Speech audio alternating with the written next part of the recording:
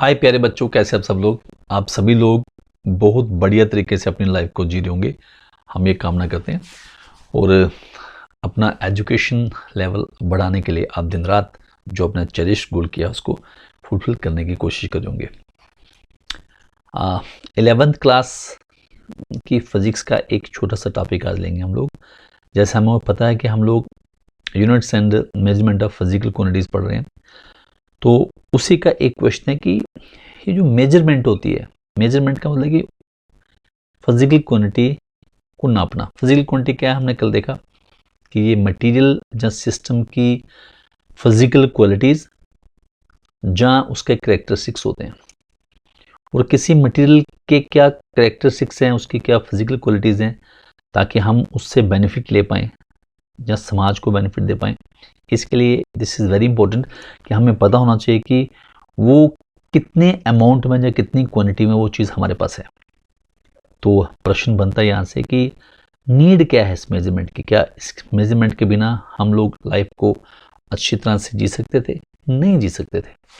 अगर हम लाइफ को ऑर्गेनाइज नहीं करेंगे, अपनी लाइफ को जहाँ जो सराउंडिंग हमारे यूनिवर्स है इसको जानेंगे नहीं, ये वर्क कैसे करता है, तो हमारी लाइफ जो है बढ़िया तरीके से नहीं चल सकती, वेल ऑर्गेनाइज नहीं चल सकती। चल सकती है लेकिन जैसे वेल ऑर्गेनाइज नहीं चल सकती। जैसे आप आदि मानव की बात करें या होमोसेपियन की बात करें, तो उस वक्त जो लाइफ है वो फूड तक ही सीमित थी। तो जैसे जैसे हमने फिजिकल क्वांटिटीज़ के बारे में अपने आसपास जानने की कोशिश की, और आज we know very little till date, no doubt, लेकिन जितना भी है वो इतना काफ़ी है कि हमारी लाइफ को उसने बहुत बेटर बना दिया।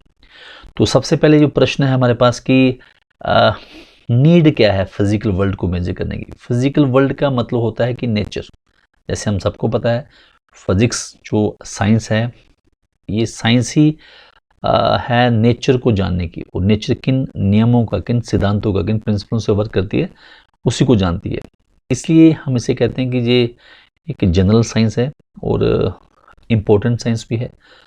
तो जब आदमी पैदा होता है तब से लेके जब इस दुनिया को अलविदा करता है, तो अपने आसपास की गतिविधियां जो नेचुरल एक्टिविटीज़ हैं उससे काफ़ी प्रभावित होता है और उसको जानने की कोशिश करता है, और अभी काफ़ी तक जान चुका है।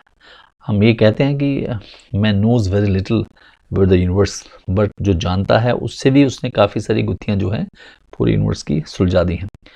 तो नेचर, जैसे हमें कहा, नेचर में हमें पता है कि हमारे पास मैटर होता है, नेचर में होती है एनर्जी, हम सबको पता है ना।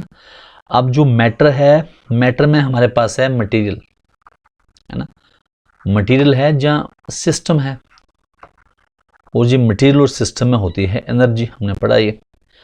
अब ये मैटर जो है हमारे स्पेस में है ना, ये स्पेस में है, मैटर एनर्जी स्पेस में है। और हम अगर एक छोटी सी एग्जांपल लें, मान लो ये मेरे पास एक गिलास है ना, ये गिलास है। अब इस गिलास का वॉल्यूम मुझे पता नहीं है, तो कोई बंदा मुझे कहे कि पूरा समुद्र इसके गिलास में डाल दो, तो क्या हम डाल सकते हैं? नहीं डाल सकते, क्योंकि हमें पता है to hold the matter inside this glass, वो उसकी एक पर्टिकुलर वैल्यू है, उससे ज़्यादा हम इसमें स्टोर नहीं कर सकते। तो हमें पता होना चाहिए कि इसकी कितना वॉल्यूम है, इसकी स्टोरिंग कैपेसिटी कितनी है। अगर नहीं होगी तो हम लोग समुद्र को इसमें डालने की कोशिश करेंगे, तो इट इज़ नॉट पॉसिबल। लेकिन जब मुझे पता है इस गिलास की 20 मिलीलीटर कैपेसिटी है या इसकी 1 लीटर कैपेसिटी है, तो मैं इसमें 1 लीटर पानी डाल सकता हूँ। क्लियर है? तो कहने का ये मतलब है कि मेजरमेंट करने से हमें व्यवस्था जो है हमारे यूनिवर्स के बारे में जानने की वो थोड़ी आसान हो जाती है, और इसके बिना हमारी लाइफ जो है वो अनऑर्गेनाइज रहती है। अगर हमें कोई कहे कि जैसे हमने कहा था कि हमारे पास मान लो कोई मैटर है, मैटर मान लो कि इलेक्ट्रॉन है। अब इलेक्ट्रॉन के अपने कुछ कैरेक्टरिस्टिक्स हैं, जैसे इलेक्ट्रॉन का एक अपना मास है, इलेक्ट्रॉन का चार्ज होता है। अब इलेक्ट्रॉन का स्पिन भी होता है, हमने कल देखा था। अब ये देखो, ये इलेक्ट्रॉन का मास चार्ज स्पिन है, तो how much mass electron has, जब हम इसको कंपेयर करेंगे एटॉमिक लेवल पे, तो हमें पता चलेगा कि ये इतना इलेक्ट्रॉन का मास है और इतना इसमें चार्ज है और इतनी इसकी एंगुलर मोमेंटम है। जब हमें उसे पता होगा, तो जब इस इलेक्ट्रॉन की जो कैरेक्टरिस्टिक्स जो वैल्यू है, तो ये फिर हम इलेक्ट्रॉन की कैरेक्टरिस्टिक्स वैल्यू को जहाँ जहाँ जरूरत होगी इसका इस्तेमाल कर सकते हैं। आज की साइंस जो है ये काफ़ी एडवांस साइंस है। हम कहते हैं ना कि हमारी जो टेक्नोलॉजी है वो टेक्नोलॉजी काफ़ी एडवांस है, और टेक्नोलॉजी से जब हम किसी चीज़ को मेजर करते हैं, हमने पहले भी कहा कि जो मेजरमेंट है it is a process of comparison. हम क्या करते हैं कि कंपैरिजन करते हैं एक स्टैंडर्ड वैल्यू के साथ। मान लो हम कहते हैं कि mass of atom, mass of atom क्या है, तो हमने क्या किया होगा, एक स्टैंडर्ड वैल्यू होगी हमारे पास, उस स्टैंडर्ड वैल्यू के साथ इसको क्या करेंगे, कंपेयर करेंगे, उस स्टैंडर्ड वैल्यू के साथ इसको कंपेयर करेंगे, और जब कंपेयर करेंगे तो हम आसानी से इसकी वैल्यू को कैलकुलेट कर सकते हैं। जब हम एटम के मास को कैलकुलेट करेंगे तो हमें पता चलेगा कि ये वाला जो एटम है इसका एटॉमिक मास यूनिट की टर्म में इतना मास है। हम स्टैंडर्ड लिया एटॉमिक मास यूनिट, आगे पढ़ेंगे ये क्या रहता है। तो मोटे तौर पे अगर हम लोग चीज़ों को मेजर नहीं करेंगे तो हम लोग लाइफ को अच्छी तरह से कहते हैं कि बढ़ा नहीं पाएंगे, हमारी डेवलपमेंट नहीं होगी, और हम लोग अपने आसपास की चीज़ों को जान नहीं पाएंगे। हम मान लो कोई आदमी इंडिया से दूसरी कंट्री यूरोप में जाना चाहता है सपोज, तो यूरोप में जाने के लिए ये डिस्टेंस कितना है, जिस व्हीकल से जाएगा उसकी कैपेसिटी कितनी है चलने की, कितनी देर में पहुंचाएगा, उसकी स्पीड कितनी है। तो अगर हमें ये जानकारी नहीं होगी तो हम ये यात्रा जो है सुखद नहीं कर सकते। तो ऐसे हमें पता है कि फिजिक्स जो है ये एग्जैक्ट साइंस है which gives the accurate knowledge about the nature and natural phenomena. और जो मेजरमेंट है इसमें मॉडर्न साइंस आती है, इंजीनियरिंग आती है, कॉमर्स आता है, डेली लाइफ भी आती है। डेली लाइफ एक पर्सन की बात करें हम लोग, तो जब पर्सन अपना दिन स्टार्ट करता है, मान लो 5 बजे उठता है, तो उसके बाद वो पूरा दिन जो उसके पास वर्किंग 12 आवर्स हैं उसको कैसे खर्च करेगा। अगर उसको इन 12 आवर की जानकारी नहीं होगी तो उसको खर्च नहीं कर पाएगा। तो जो मेजरमेंट ऑफ टाइम अगर हमारे पास नहीं होती तो हम लाइफ को और अच्छी तरह से व्यवस्थित नहीं कर सकते थे। मेजरमेंट का हम ये भी कह सकते हैं कि अगर हम किसी फिजिकल क्वांटिटी को मेजर कर सकते हैं तो फिर हमें हमारे यूनिवर्स को जानने की जो जिज्ञासा है वो और बढ़ेगी, हम और क्लोज टू नेचर होंगे, और हम एक्सप्लोर कर पाएंगे कि ये पूरी जो नेचर है ये वर्क कैसे करती है। लॉर्ड केल्विन कहते हैं कि अगर आप किसी चीज़ को नापते हो तो अगर वो नापी हुई चीज़ जिसके बारे में आप बात कर रहे हो उसको नंबर में एक्सप्रेस करते हो तो इसका मतलब है कि आप कुछ जानते हो उसके बारे में। और अगर आप उसको एक्सप्रेस नहीं कर सकते नंबर में तो आपका नॉलेज जो है वो मेगर और unsatisfactory kind. Meagre mean not too much, very little, you have very little knowledge. तो अगर आप उसको एक्सप्रेस कर पाते हो नंबर से तो इट मीन्स आप उसके बारे में जानकारी रखते हो। हमारे पास, हम ऐसे भी कह सकते हैं कि हमारे पास ना एक प्रोफेसर WS फ्रैंकलिन थे। उनका मानना था कि the most important thing for the young man to acquire from his first course in physics is an appreciation for precise detail, कि जिसके बारे में वो जानकारी ले रहा है उसके बारे में उसको precise mean insight, deep knowledge होना चाहिए।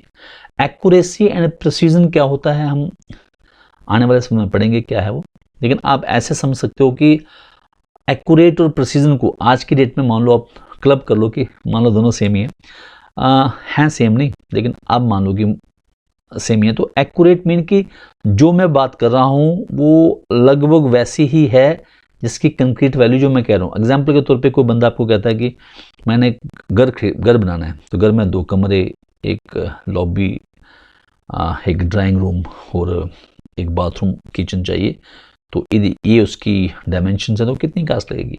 तो आप कहोगे यार कि मैं मोटे तौर पे कह सकता हूँ कि इसका जो है कोई 24 लाख रुपीस आपके लग जाएंगे। तो वो कहेगा कि क्या कंक्रीट नॉलेज है, तो कहता है कंक्रीट नहीं, एक मैं आपको जनरल फिगर दे रहा हूँ। लेकिन जब आप उसको कहेंगे कि मुझे एक एक्यूरेट डेटा दो तो फिर वो पूरा कैलकुलेशन करके आपको एक्यूरेट डेटा देगा, और आपके पास जो नॉलेज रहेगा उस मकान का बिल्कुल वैसा का वैसे रहेगा। हमारे पास एक और साइंटिस्ट थे सर आर्थर एडिंगटन।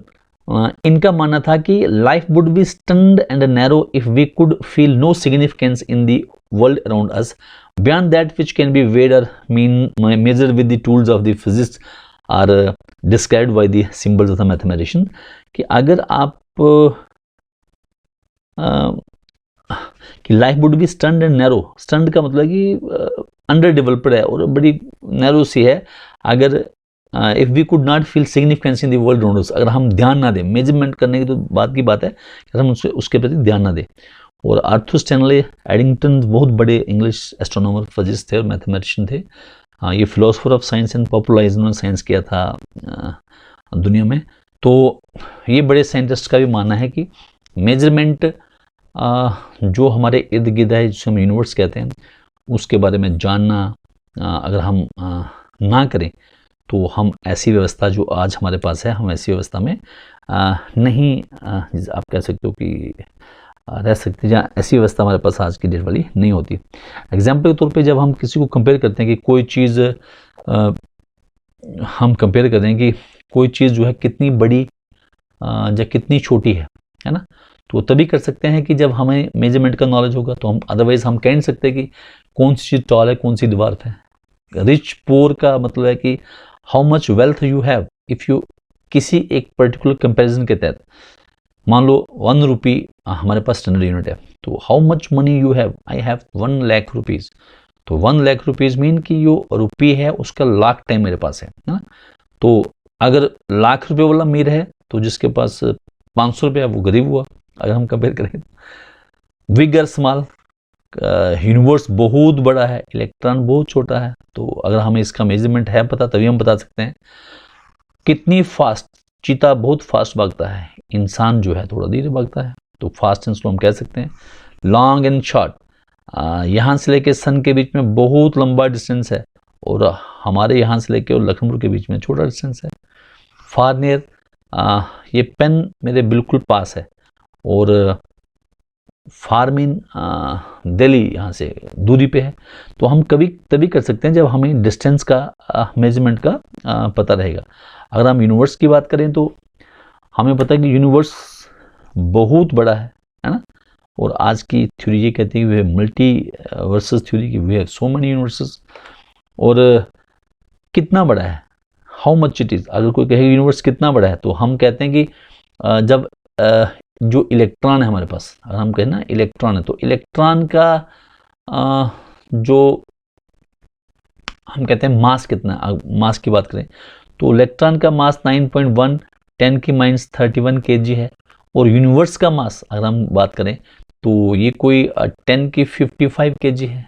अब देखो ये छोटी सी वैल्यू, ये बहुत बड़ी सी वैल्यू, तो हम कंपेयर कर रहे हैं कि ये केजी में कितने टाइम जो है यूनिवर्स का मास है। अगर हम ये कंपेयर नहीं कर पाते तो हम लाइफ को इतना व्यवस्थित तरीके से अच्छी तरह से नहीं जी पाते। मेजरमेंट सो हम कह सकते हैं फिजिक्स में एक्यूरेसी विद प्रिसीजन के साथ मेजरमेंट का बहुत बड़ा, अगर मेजरमेंट नहीं करते तो हमारी जो एडवांसमेंट है आज के लेवल की वो नहीं हो पाती।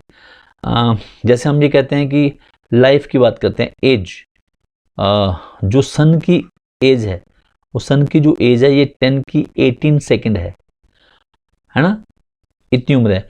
और 10 की -2 सेकेंड लाइट लेती है एटॉमिक साइज को क्रॉस करने में। ये हमने मेजरमेंट से पता किया। सबसे छोटा टाइम जो उसे हम कह सकते हैं कि, और सबसे बड़ा टाइम, छोटा नहीं, इससे भी हम ये था कि जो एटॉमिक साइज का, जैसे एटम का साइज जो होता है 10 की -15 मीटर के आसपास होता है, और यूनिवर्स का साइज होता है 10 की 26 मीटर होता है।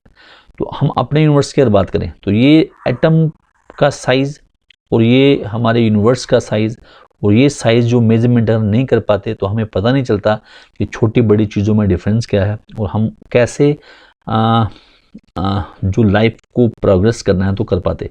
मेजरमेंट हमारी लाइफ में काफ़ी सारे बदलाव लाती है कि इलेक्ट्रॉन का स्पिन क्या है, इलेक्ट्रॉन की खोज क्या है, जो बुलेट ट्रेन है वो किस स्पीड से चलती है, अगर हमने इसको बनाया तो दिल्ली से मुंबई कितने टाइम में पहुंच पाएंगे।